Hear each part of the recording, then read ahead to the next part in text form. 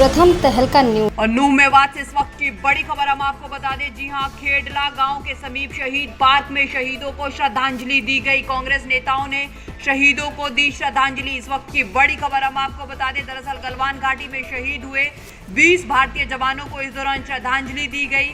और वहीं कांग्रेसी पूर्व मंत्रियों ने देश के प्रधानमंत्री से जवाब मांगा। इस वक्त की बड़ी खबर हम आपको बता दें।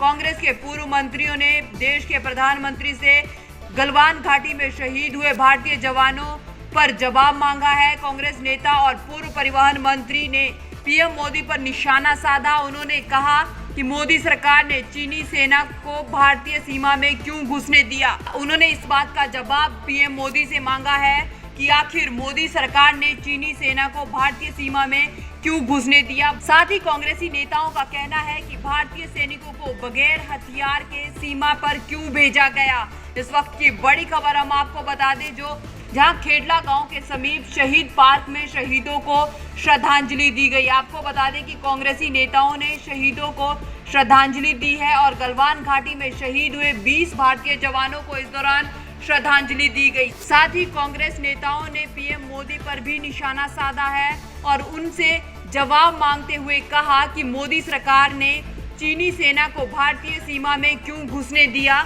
और साथ ही उनका कहना है कि भारतीय सैनिकों को बगैर हथियार सीमा पर क्यों भेजा गया। इस वक्त की बड़ी खबर हम आपको बता दें, जो नूह मेवात से आ रही है।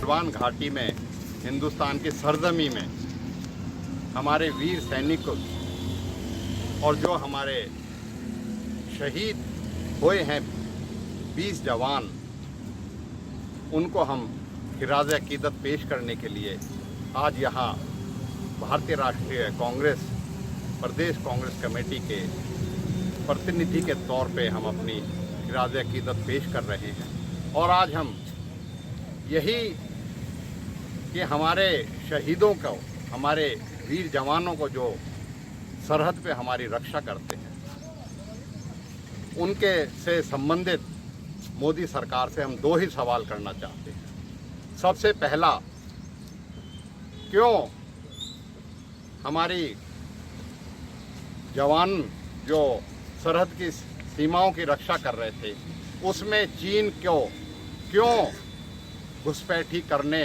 दी मोदी सरकार से, सबसे पहला सवाल तो ये है।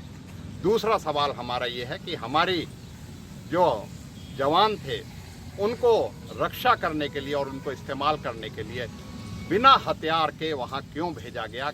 इस चीज़ का सरकार जो है, मोदी सरकार जो है, जवाब दे और हम अपने जो वीरगति प्राप्त कर गए हैं जवान, उनको श्रद्धांजलि अर्पित करते हैं, खिराज अकीदत पेश करते हैं और अपने वीर जवानों के साथ हम खड़े हैं, हमारी पार्टी खड़ी है, पूरा देश खड़ा है।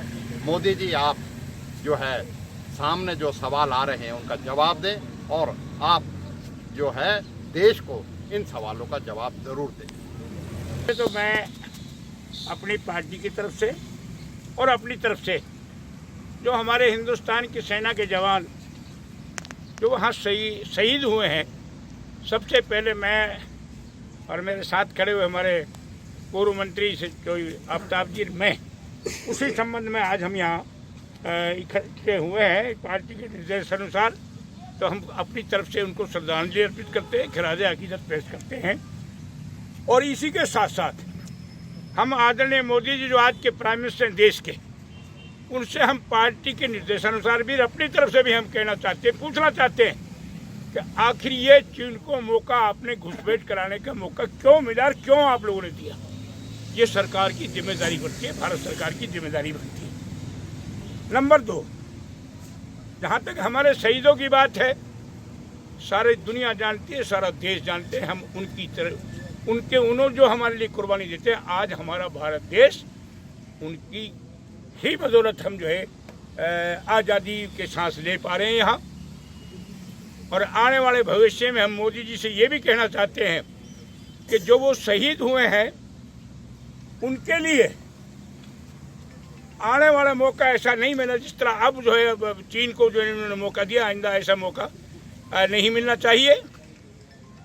इस मौके पर हम पुनः दोबारा जो है वो जो हमारे शहीद हुए हैं 20 जवान और इन्होंने इस मौके पर हम और कहना चाहते हैं मोदी सरकार से कि ये सच्चाई को सामने देश के सामने लाए। देश की जनता ये चाहती है कि ये भारत सरकार तथ्यों को क्यों छुपा रही है, इसलिए देश की जनता को सही हालात वहाँ से अवगत कराने का ये मोदी से हम अनुरोध करते हैं।